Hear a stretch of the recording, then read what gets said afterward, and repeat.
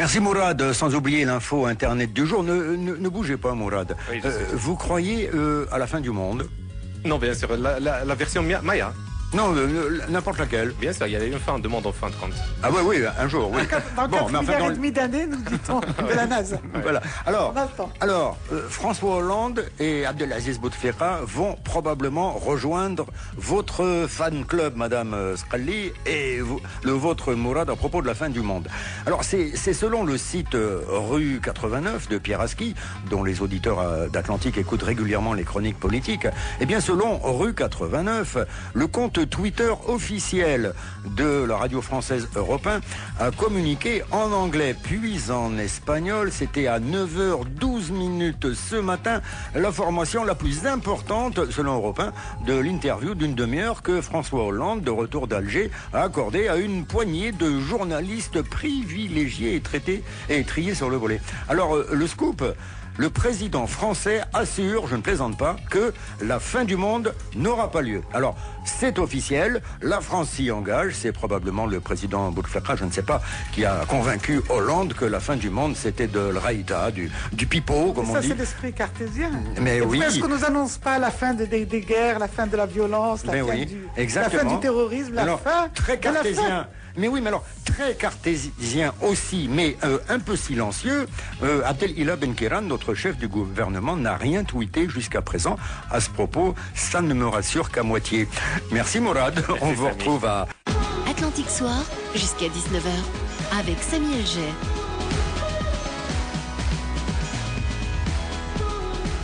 L'invité d'Atlantique, pas Atlantique Soir, Atlantique Dernier Soir, à 18h09, la planète macho, la planète affublée d'une énorme moustache, mais vue avec des lunettes de femme. Nous Asrali, rebonsoir. Bonsoir, oui. Pour les auditeurs qui viennent de nous rejoindre. Vous avez été ministre du Développement social, de la Famille et de la Solidarité, député du Parti du Progrès et du Socialisme. Impossible de résumer pour nos auditeurs un parcours politique et une implication qui commence, dites-moi si je me trompe, dès 1969. Vous êtes toute jeune étudiante en pharmacie et vous rejoignez le PPS. Il fallait vraiment y croire très fort, vu que c'était durant ce qu'on appelle les années de plan. J'ajouterai seulement, rapprochez-vous un tout petit peu du micro s'il vous plaît. J'ajouterai seulement que vous avez été décoré, et ça c'est récent, il y a un an, le 23 octobre 2011, par le président de la République italienne, de la médaille d'or de la République, en reconnaissance de votre engagement en faveur des droits des femmes et de l'égalité. Alors voilà, pour la petite photo d'identité. Et la Légion d'honneur, il y a une semaine quand même. Et la Légion d'honneur qui m'a été remise par l'ambassadeur de France au Quel Maroc. parcours. C'était un grand honneur. Mérité sûrement. Merci. Parce que ça se distribue pas comme les chocolats de fin d'année, n'est-ce pas? C'est vous qui le dites. Question. La planète macho, donc vous connaissez, qu'est-ce qui vous dérange le plus chez les moustachus et les dictateurs? Alors, il y a les petits, il y a les grands dictateurs qui s'accrochent à leurs privilèges. D'abord, je voudrais dire que je n'ai pas un problème avec les hommes d'une façon générale. Je n'ai rien contre la moustache. Les barbus, ça me dérange un peu plus. D'accord, ça pique. Et les dictateurs, effectivement, assoiffés de pouvoir. Moi, j'aimerais dire... Il y a eu pas mal de moustachus, hein. Videla avait une moustache. Oui, mais enfin Franco avait une moustache. Aujourd'hui et en 2012, en tant que femme, j'ai quelques problèmes avec une idéologie qui tend à confiner la femme à sa dimension sexuelle et domestique. Et reproductrice. Et reproductrice, ça, j'ai un vrai problème. Et reproductrice parfois de mauvaises habitudes. Absolument. Et puis je voudrais dire que si les dictateurs sont assoiffés de pouvoir, nous, les femmes, nous sommes assoiffés de pouvoir agir contre les injustices, de pouvoir rétablir un certain équilibre et une certaine justice sur notre planète. Madame Scali, bon, vous n'avez rien contre les hommes, vous avez dû faire quand même le bras de fer avec pas mal d'hommes dans votre vie, vu votre parcours. Quel fut votre premier contact, si j'ose dire, votre premier choc frontal avec l'ordre masculin? Eh bien, je peux vous dire, vous avez parlé de 19 ans, vous avez parlé des tout premiers, j'avais, disons, 23-24 ans, et dans une assemblée d'hommes, quand on parlait des femmes, à l'époque, ça faisait rire. ça faisait rire. C'est comme aujourd'hui, si on parlait d'un sujet dans un milieu, disons, traditionnel, et qu'on parlait de liberté sexuelle, ou qu'on parlait d'un sujet... Là, ça ferait pas rire, hein. Eh ben, On prendrait une baffe, hein. Aujourd'hui, à l'époque, le fait de parler des femmes faisait rire, et je me suis levé face à une assemblée d'hommes, et j'ai pointé du doigt en disant, est-ce que quelqu'un peut m'expliquer pourquoi est-ce que ça vous fait rire de parler des femmes? Ils ont continué à Et rire. tout le monde a étouffé son rire, mais aujourd'hui, rétrospectivement, je me demande comment, à 24 ans, j'ai eu la force d'affronter une assemblée d'hommes en leur disant, est-ce que quelqu'un peut m'expliquer? Mais c'est pas pourquoi compliqué, les moi j'ai la problèmes réponse, parce que vous étiez faite pour ça. Ah ben voilà. Alors, Voilà. quels sont les affronts, les dénis de compétences qui vous ont le plus meurtri ou enragé, ou dont vous avez été témoin du reste? Bien, écoutez, parce que quand on dit affronter l'ordre masculin, entre guillemets, l'ordre machiste, je dis entre guillemets parce que je tiens encore une fois à préciser qu'il y a malheureusement des femmes qui sont porteuses d'idéologies horriblement réactionnaires, comme il y a des hommes extrêmement progressistes et qui soutiennent absolument les luttes des femmes. Donc nous ne sommes pas dans une lutte les hommes contre les femmes ou les femmes contre les hommes, mais j'ai quand même eu à affronter la question de l'accès des femmes aux postes de responsabilité et de décision. J'ai dû Y compris au sein du PPS, non? Non, d'une façon générale dans le pays. Vous savez, je ne sais pas si vous le savez, mais je me suis présentée à toutes les élections Et sans depuis aucune très exception. longtemps. Depuis Et très depuis très longtemps. longtemps. Donc toutes les élections sans exception. Et il a fallu 20 ans de campagne électorale pour être élu simplement élu municipal Oui, oui. à Casablanca parmi 0,34% de femmes. Et le Parlement, que d'élections. Nous sommes à la 8e législature. Eh bien, en 1963, les premières en 1977, en 1984, en 1993. Enfin, il a fallu attendre 93 Dites-moi, pour avoir 2 femmes parmi 325. mais vous êtes élus. vraiment une teigneuse, hein. Non, mais c'est incroyable. Écoutez, on m'a toujours dit depuis que j'étais jeune que lorsque je voulais quelque chose, j'y arrivais. Je suis effectivement très axé sur les objectifs que je veux atteindre. Et en plus avec le sourire. Et Ou alors avec le c'est pas sourire, tout le temps, mais- peut-être que vous savez aussi ne pas sourire. Est-ce Ben, que vous avez des fois un il visage paraît- méchant? Oui, quand je me mets en colère, par Et vous exemple. vous entraînez avant devant un miroir? Non, c'est pas Non, la peine. jamais, mais il paraît que lorsque je me mets en colère, je suis redoutable. Mais c'est les autres qui me le disent. Alors, moi, je vais vous mettre je vais vous mettre en colère. Alors, qu'est-ce qui vous dérange le plus? Il faudra hiérarchiser. L'arrogance, la bêtise, le harcèlement psychologique ou sexuel en entreprise ou dans la campagne, la discrimination salariale à compétences égales, la corvée d'eau, alors dans l'ordre, dans l'échelle Richter de l'insupportable. Bien, écoutez, la discrimination et la violence, je ne supporte pas. Et la violence, pour moi, partout où il y a discrimination, il y a violence. Et tous les exemples que vous avez cités sont là. Mais imaginez le harcèlement sexuel à l'égard des filles, qui se prolonge volontiers par le viol, par des formes de violence qui vraiment détruisent la société. Parce que ça empêche les filles d'aller à l'école. Et ça, je les ai vues de mes propres yeux. De nombreuses filles dans le monde rural ne vont plus à l'école parce que les garçons les embêtent. Non seulement on les sanctionne en les obligeant à se mettre un hijab complètement enveloppant, et ensuite on les prive du droit à l'école. Il y a des femmes qui sont privées du droit à l'emploi, de gagner leur vie et celle de leurs enfants à cause du harcèlement sexuel. Et quand ça se prononce par toutes les formes de violence qu'on connaît, eh bien ça fait des grossesses illégitimes, ça fait des filles qui sont jetées dans la rue enceintes. Enfin, c'est-à-dire, pour moi, c'est la violence que je ne supporte pas. Alors, Madame Skralli, Et l'injustice et la il y a discrimination. une chose, alors tout cela me dérange énormément, hein, mais il y a une autre chose qui me dérange, c'est que quand j'apprends qu'une femme, parce que chacun fait ses choix, qui a décidé de porter le hijab, a un problème pour trouver un emploi. Ça existe Mais aussi écoutez- chez nous, dans certaines entreprises. Pour leur Écoutez- image, je ne sais pas. Vous ne trouvez pas ça intolérable aussi? Écoutez, il y a des domaines dans lesquels il y a des uniformes qui sont obligatoires. Je parle pas de... Non, Et là où c'est je des vous comprends. uniformes qui sont obligatoires. Non, Mais non, autrement, je parle de, non, d'entreprise normale. bien entendu, moi je suis Et contre ça toute collerait forme. pas à leur image. Je suis contre de toute forme de modernité. discrimination, mais excusez-moi de vous dire que ce que j'entends davantage aujourd'hui, ce sont les filles qui sont obligées de porter le hijab. Oui, ça, alors c'est- ça, il faut en parler. Exact. Parce que si effectivement c'est un libre choix, moi je respecte totalement le droit de toute femme de s'habiller Bien comme elle sûr. l'entend, mais quand c'est la pression qu'elle subit, quand c'est l'obligation de le mettre, et quand on lui dit les femmes qui ne mettent pas le hijab, elles ne sont pas musulmanes, elles ne Oui, et respectent pire, pas la hein, et règle pire, de Dieu, etc. et pire, hein. Pour moi, Dieu nous a créé 5 obligations majeures. Et parmi ces 5 obligations majeures ne figure pas l'obligation de porter le hijab pour les femmes. C'est une invention de l'islamisme, tout simplement. Mais bien sûr. Et je crois que ça, on ne le dit pas assez également. Mais le problème, c'est que... Et je suis pour l'égalité dans le traitement de toutes les femmes, quel que soit, je suis complètement d'accord. Il y a des choix personnels. Je suis contre la discrimination. Tant qu'on ne fait pas du prosélytisme, je ne vois pas le problème. Alors, qu'est-ce qui vous dérange le plus, alors cette fois, chez une femme? Et écoutez, c'est le manque de solidarité et c'est le fait d'accepter d'utiliser une femme pour casser une autre femme. Et c'est un mode de fonction d'une femme pour casser une autre femme. Et c'est un mode de fonctionnement malheureusement qui existe beaucoup. Mais ça, ce sont les hommes qui tirent les ficelles, surtout dans le domaine politique. Chaque fois qu'on veut abattre, entre guillemets, une femme politique, on utilise une autre femme pour lui dire « vas-y, casse-la et tu prendras sa place ». Et ça, je déteste ce mode de fonctionnement. On fera une émission spéciale sur ce sujet. On va en apprendre des choses sur les techniques, sans donner de nom. Les mentalités évoluent-elles chez nous et à quelle vitesse? Eh bien, écoutez, effectivement, avec le code de la famille, beaucoup les mentalités ont changé dans le sens que tout le monde sait qu'aujourd'hui, on ne peut pas abuser impunément des femmes, et on est obligé de respecter un certain nombre de droits à l'égard des femmes. Mais il faut dire qu'il y a beaucoup de résistance au changement.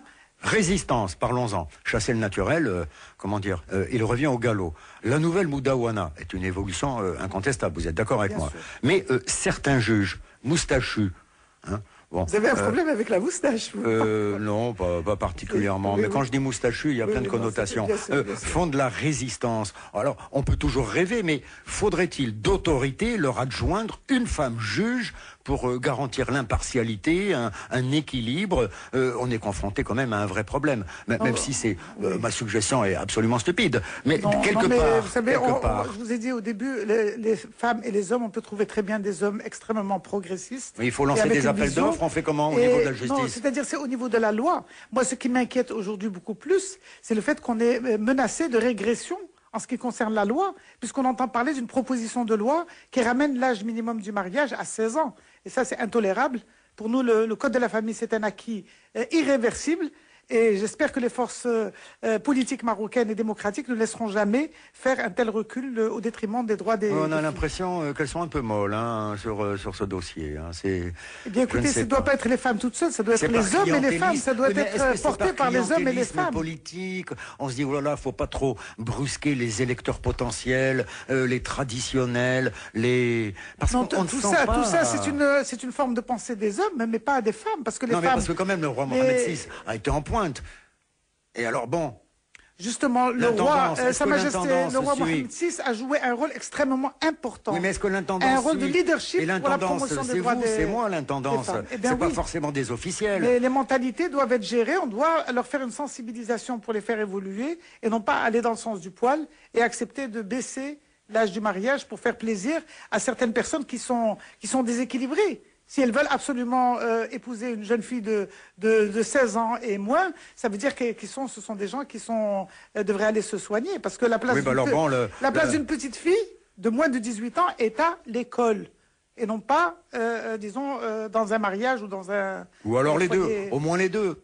Enfin, en tout cas... si c'est le mari qui fait la cuisine et qui fait le ménage, l'épouse va à l'école. À moins de 18 ans, on est un enfant. Et on ne marie pas les enfants. Bien sûr. Voilà, il y a de plus en plus de femmes dans notre police et dans notre armée. Ce sont des signaux forts quand même qui sont lancés à notre société et depuis longtemps. Alors, recrutons... On parle même d'une femme qui serait nommée générale. Exactement. Et ça, je l'attends avec impatience. Oui, bien sûr, ça va casser les stéréotypes. Mais bien sûr. Alors, justement, à ce propos, recrutons suffisamment, parce que ça marque les esprits, recrutons suffisamment de femmes dans ces professions très, très masculines, je pense à l'armée, à la police, et les voit-on surtout suffisamment? Parce qu'on en entend parler, mais on les voit plus tellement. Même les femmes policiers, on les voyait beaucoup il y a quelques années, et puis là, je ne sais pas. Mais vous savez, la police et l'armée, ce sont des bras armés qui sont sous l'autorité des politiques. Et aujourd'hui, moi, ce qui me paraît le plus flagrant, c'est l'absence des femmes au niveau du gouvernement. Une seule femme au sein du gouvernement, ça c'est un scandale. Enfin, c'est une maîtresse femme qu'on ne devrait pas arrêter de dénoncer parce que c'est injuste, c'est anormal, c'est antidémocratique, c'est discriminatoire à l'égard des femmes. Mais notre femme ministre n'a pas l'air de beaucoup militer pour se sentir moins seule au sein du gouvernement. Eh bien, écoutez, j'attends encore de voir une... Non, j'ai vu aucun signe. Oui, tout à fait. Enfin, en tout cas, le chef du gouvernement qui lui est responsable du gouvernement, a fait son autocritique et a promis de se rattraper, mais Oui, jusqu'à c'est présent, exact. on n'a rien vu Mais venir. un mea culpa, c'est quand même bien aussi, parce qu'on n'est pas tellement habitué chez nous au mea culpa. Oui, Enfin, il mais faut seulement que- faudrait-il que le mea culpa soit suivi d'actes réels, parce que ça fait 1 an maintenant que ça dure, un gouvernement sans femmes, la moitié féminine de la population déprime. Et alors vivement, Elle vivement, déprime à l'idée de voir oui, puis alors- que les femmes sont exclues des postes de responsabilité, alors qu'on avait vu des avancées exactement. importantes dans le Alors précédent vivement, gouvernement. mais vivement, Dans le alors précédent vivement, gouvernement. mais vivement, après la liste des agréments là de Grimat, vivement la liste des mea culpa. Oui. Ça serait pas mal. Ça. Oui, en tout cas, ce que je voulais dire, un mot sur la compétence, parce qu'il a été question de la compétence des femmes.